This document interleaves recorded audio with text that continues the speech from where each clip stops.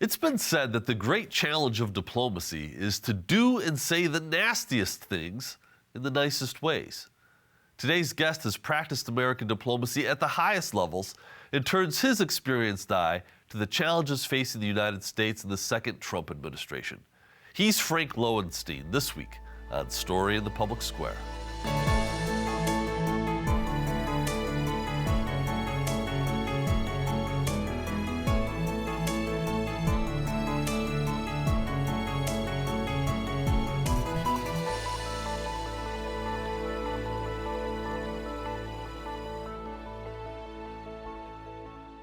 Hello and welcome to A Story in the Public Square, where storytelling meets public affairs. I'm Jim Ludis from the Pell Center at Salve Regina University. And I'm G. Wayne Miller, also with Salve's Pell Center. And our guest this week is an old friend. Frank Lowenstein was the special envoy for Israeli-Palestinian negotiations in the Obama administration and also served previously as staff director of the Senate Foreign Relations Subcommittee when then Senator John Kerry was chairman. Frank is joining us today from Washington, D.C. Frank, it's great to see you. Oh, it's great to be here, Jim. Thanks so much for having me. And I'll just put in a brief plug for Jim as a Foreign Relations Committee staffer. He was the most intelligent and honorable guy that I ever had the honor to work with over the years. So, Jim, thanks for having me. The check is in the mail, Frank. I appreciate that. We want to talk to you about so much of what's going on in Washington today and in the world, and in particular in the early months of the second Trump administration. What can we glean about American foreign policy? We're going to get to the bread and butter of the Middle East eventually, but let's start much more broadly. 3 months into this second Trump presidency, what's your overall assessment of the president's approach to the world and foreign policy generally? Well, I think that the challenge for the president internationally is that he really doesn't have any interest in building any kind of coalitions or alliances to address some of the problems that the United States faces. And that was really the core of Secretary Kerry's approach. How many people can we bring to the table on our side? Also, I think one of the flaws with the Trump administration approach is they don't really seem to understand the politics of the parties on the other side. So their approach is really just to threaten. They're threatening Iran, they're threatening Hamas, they're threatening China. And at the end of the day, these are countries that are not going to accede to those kind of threats, readily. And I don't know that the Trump administration has demonstrated the wherewithal to enter into the kind of give and take negotiations that Kerry was so well known for, and that really I think the situation today calls for. So I think that the Trump administration and President Trump in particular would say that, just getting people in a room and talking isn't going to solve problems. We're going to talk a little bit about the Iran deal that Secretary Kerry negotiated while you were still at state. But there's also negotiations right now between the United States and Iran around this very issue. Yeah. Can you speak a little bit to sort of how those two different approaches to really complex technical issues not just manifest themselves, but how do they actually lead to different outcomes? Yeah, it's a great question, Jim, and I think it goes right to the heart of whether these negotiations with Iran can be successful or not.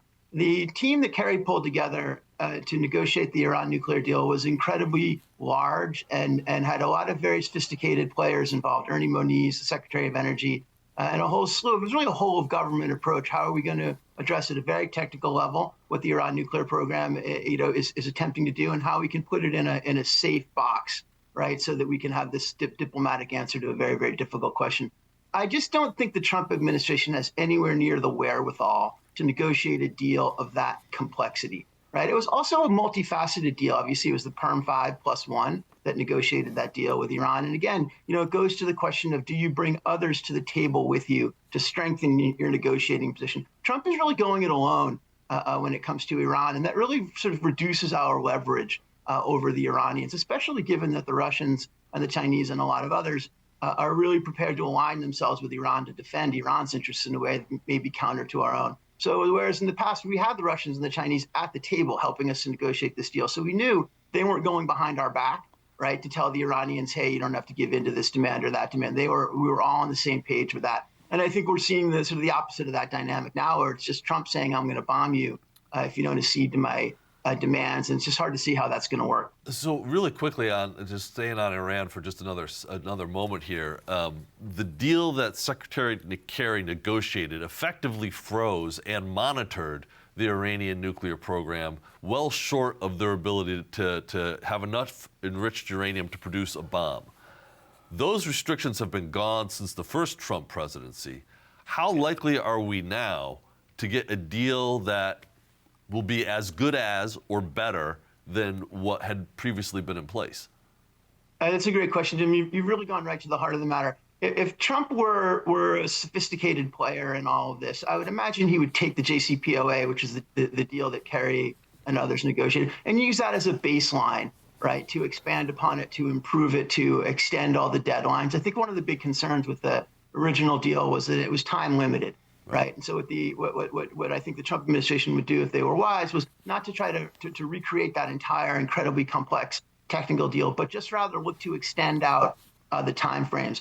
The problem with it is fundamentally that the Kerry approach was limited to the nuclear deal, right? It was what are we going to do about your enrichment program? What Trump is talking about now, and I think a lot of this comes from the Israelis, is we're going to end your ballistic missile program. We're going to end your support for proxies in the region. Just sort of the whole range of things we would like to see Iran do differently. The problem with that is that's going to require major concessions to the Iranians, right? You're going to have to remove all of the sanctions in order to get that kind of deal done, if it was even possible. And again, things like no more support for proxies are difficult to monitor, more so than how much uranium you're enriching in any given week or period of time, right? So the question in my mind is, are you willing, as the Trump administration, to make any concessions to the Iranians when it comes to relief of all of these sanctions? Will the Iranians ever trust us, right? Because Kerry negotiated a deal which would have resulted in significant sanctions relief for the Iranians. And then Trump came in and pulled out of the deal. So at the end of the day, Iran agreed to all of these restrictions without getting what they would have thought of as the benefit of the bargain for them, which is sanctions relief.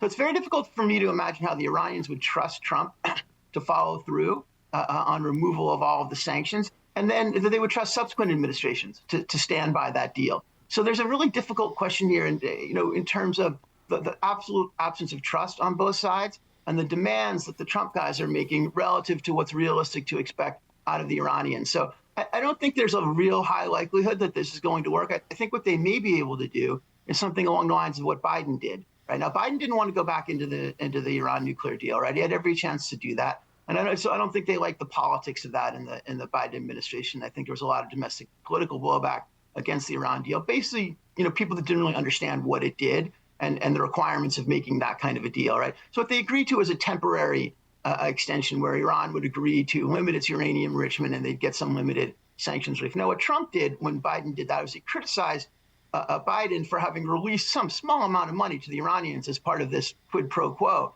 So now Trump's going to come in and he's criticized. He's got this record of criticizing Biden for having made small concessions to Iran. How is he going to make much, much larger concessions to the Iranians and justify that politically? So I think a short-term deal may work. A long-term deal, I think, is a real long shot. So, Frank, can you give us sort of a broad view of the president's foreign policy tactics and methodology, a theory of the game, as it were, that would help us understand what he is trying to do? Yeah, okay, I'll do my best. I think his approach is very similar to how he approached doing real estate deals, right? Which is that he will make very, very strong demands, and he'll threaten the other side and hope that that he can extract concessions out of them that way. And I think that's largely what he's been trying to do around the world. He threatens the Chinese.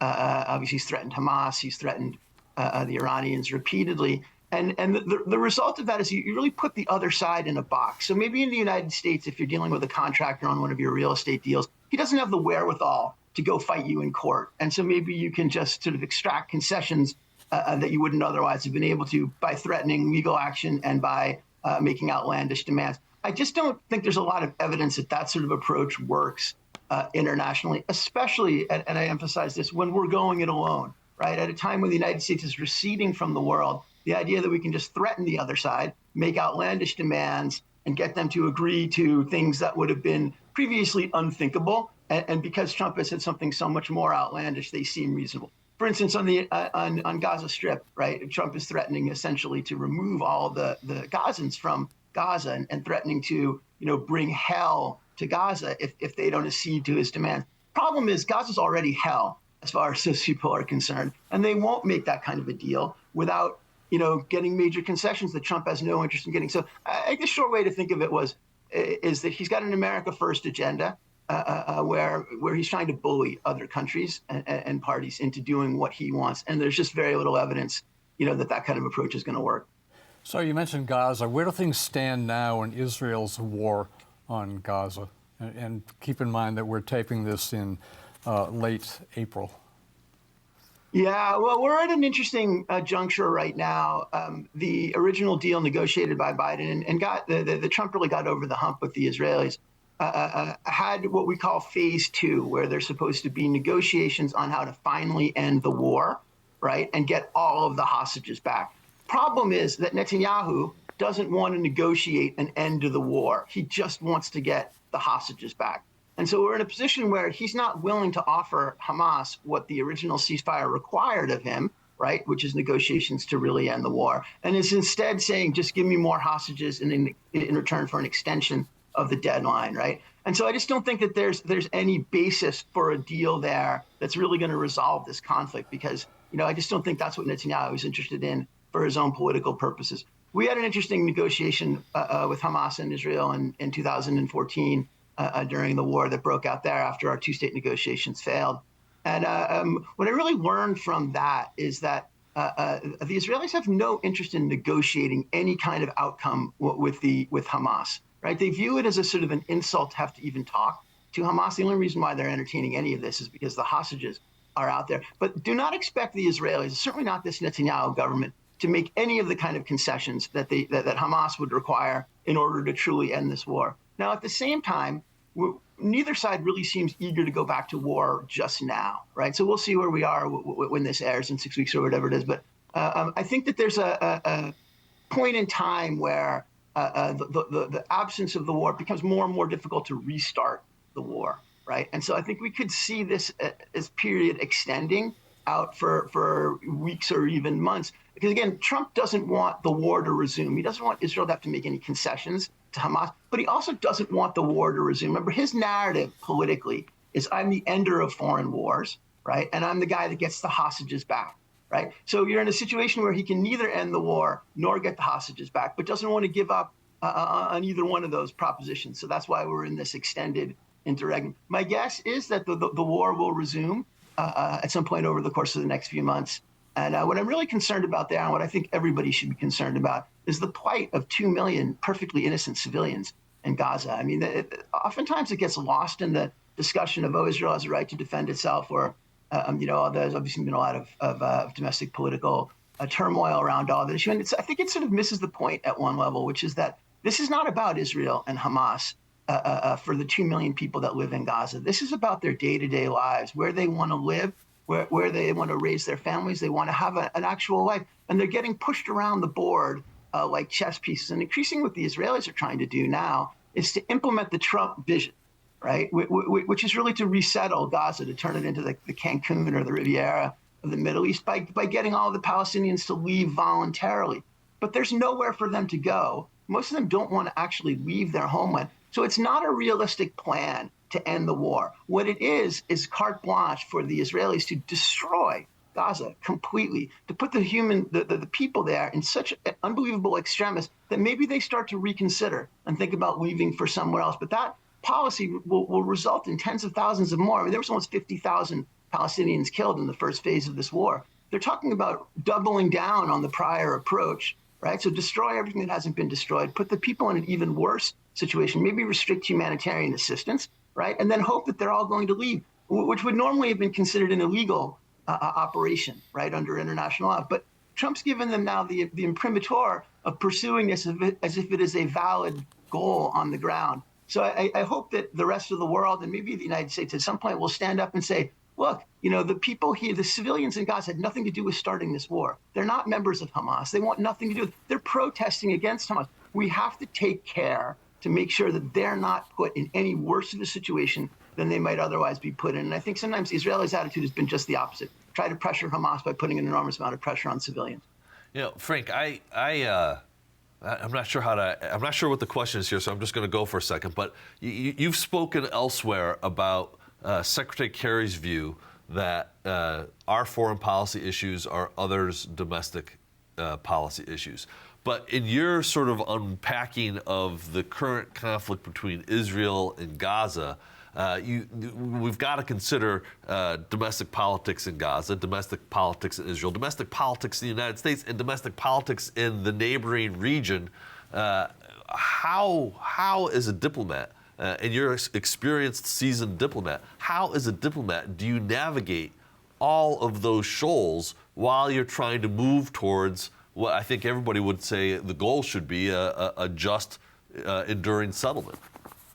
Yeah, absolutely, Jim. It's a great question. And one of the ways Kerry used to approach this when we would travel to these various places to do whatever diplomatic effort we were involved in, on the way over, he wasn't interested in a lot of technical background information on what the conflict was. He was interested in the domestic politics of the person we were talking to. So we'd go to Afghanistan, and on the way there, we would spend 10 hours on an airplane, and half of that time, talking about the visit, half the time would be spent talking about Karzai's politics. And Kerry would want to go into incredibly granular detail. Who does he rely on for his support, right? Every leader, whether democratically elected or otherwise, has a primary goal of staying in power, right? And Kerry always recognized that. I think it really helped that he was a senator for all of those years, and he understood that so many of the decisions that he made were based on politics for any politician, right? So you go to Karzai, or we were in Sudan and Syria and quite a bit in the Middle East, of course, and always his question was the same. Who is this, whether it's Bashar Assad or Karzai or any other, who are they relying on for their power? And really, Jim, further to the sort of narrative of your show here, what's the story we can tell them, right, about how this is going to be beneficial to them in terms of their own politics? And that's a different kind of approach than the one that a lot of presidents and secretaries have taken. It's certainly a different one than the one Trump has taken. But yeah, we would have polling data we would ask the teams to say, like, hey, we need to understand, what's the latest polling and who are the power brokers behind the scene? Like, what's the infrastructure of power here? Is it warlords? Is it oligarchs? Whoever the case may be, there is always folks behind the scenes that are really pulling the strings, right? So what is it going to take? What are they asking for? And then what are we going to be able to give this leader in return that he can take back to them? What's the story he's going to be able to tell them about how this is good for the country and it's good for their interests as the folks who hold the power over there? So yeah, it made for a very different kind of conversation that we would have in those meetings than the ones that I think a lot of diplomats would have. We wouldn't go in there and hector them about, the standard U.S. talking points, because Kerry was always like, what if somebody came to the United States and told us, hey, your elections weren't free and fair, you need to change, or we're going to cut off assistance? Our attitude would be, hey, man, this is our country, right? We're we have some problems, but we're doing the best we can. But don't come here and lecture me on my own pot. And a lot of people just go, and it feels like the right thing to do. Tell them where we stand on democracy. Tell them where we stand on human rights. Make clear what the American position is on all this.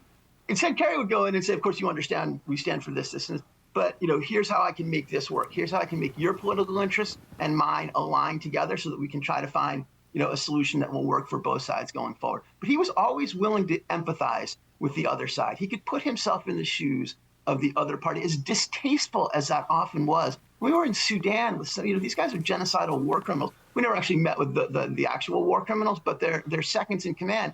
And they were incredibly creepy, horrible people. And Kerry would be like, look, I don't care, what their story is. I care about whether they're going to make a deal here that's going to save, in the case of Sudan, probably millions of lives. So it'd be like, okay, so who is it that you care about, and how can we make this work for you, both politically and also really as a narrative matter? 'Cause everybody wants to be able to say, I'm doing this in the best interest of the country. I achieved this for my people and for my nation, right? So you have to give them a victory out of the narrative of the deal. And I just don't think Trump's willing to do anything like that. So, Frank, talk about the president's policies toward Ukraine and Russia. Yeah. How long do we have? Yeah, again, I think this is another big sort of meta-narrative of the Trump administration is what his goals are in terms of his own narrative, which is I'm the ender of wars, right? I'm a peacemaker. Trump wants the Nobel Peace Prize. Literally, like that's. I think there's folks in his administration who are actively sort of working on how to get that done, right? So he wants to achieve big things that he can say, hey, I ended this war, and here's the peace deal, that I deserve credit for as the president, right? So that's his one. On the other hand, he's got, no wherewithal to really work through the difficult issues that would be required to make the deal. So what we've seen in Russia and Ukraine is that he goes to the Ukrainians and he says, give me all your natural resources, right? It's very interesting. I was at the Munich Security Conference and I heard J.D. Vance speak one day, and the next day Zelensky spoke.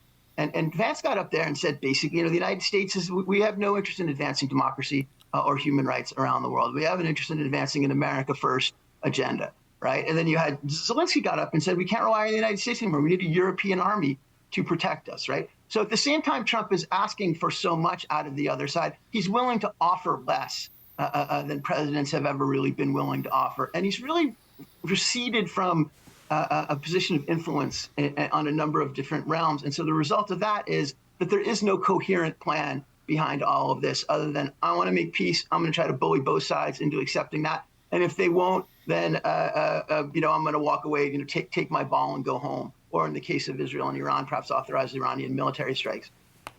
Frank, you are in regular contact with people around the world. You mentioned you were at the Munich Security Conference. I know you've traveled extensively internationally. What are you hearing from people about their reaction to and response to this pivot in American foreign policy, and essentially what seems to be this great withdrawal of the United States from really important values and institutions in the world? Yeah, well, it's incredibly concerning to much of the world. Although, again, it's important if you travel around, you realize that when we talk about the world, we're often talking about Europe, right, and the Middle East and Russia, Ukraine, that sort of thing. There's really a whole global South here. That's more than half of the world's population that never saw things the way we saw them, right? And so I think that there's been, over time, a realignment where Russia and China and Iran and North Korea are really trying to create a separate world order altogether, right? Where they're impervious to U.S. sanctions, where they'll trade amongst themselves, and they will reject any of the norms that we created through international institutions like the United Nations after World War II. So they're already setting up basically a parallel world order here. And what Trump has done is really accelerated that process and also driven more countries into the arms of the Chinese and the Russians because we're just receding. We're taking all our foreign assistance is off the table now. We didn't do foreign assistance just out of the goodness of our hearts, Jim, as you very well recall. Kerry thought very strongly, and I think a lot of us do, that this was an instrument of U.S. power. Right? It was soft power for the United States. We stood for these values, and we put aid behind it, and we put all of our economic power behind it, and that helped to get results for the United States on some very, very challenging problems over the course of the last few years. Now we pull back. We're not giving out any more foreign assistance. We're not providing the kind of military backup that we would have provided. Certainly, we're questioning whether we're going to be a part of NATO any longer. So what that does is, so not only have we alienated the entire global South, but some of our allies that we relied most strongly on over the years have now begun to say, we're going to have to go it alone. We can't rely on the United States to protect us any longer. There's talk of Germany rearming for the first time since World War II. Why is that? This is counter to the very way this entire German society has been set up since World War II. And the answer is because everybody wants them to. Because they have the most power there, because we can no longer rely on the United States. Now we're going to put more money into defense. We're going to put more money, behind it. We're going to create militaries where there weren't militaries before. And the result of that is just that the U.S. gets marginalized. We have less and less and less influence. So the flip side of America first is America alone, right? And that's really the direction that Trump tried to head in the first term. But now that he's come back, he's done all of this stuff even more adamantly than he has in the past. So I think it's going to take a very long time before the world will ever trust us to play the leadership role that they've been accustomed to us playing since World War II. And I think that's really going to hurt U.S. interests and values and the American people over time. Frank, at the end of the day, does this make the United States more or less safe? Does it make the world more or less stable, in your estimation?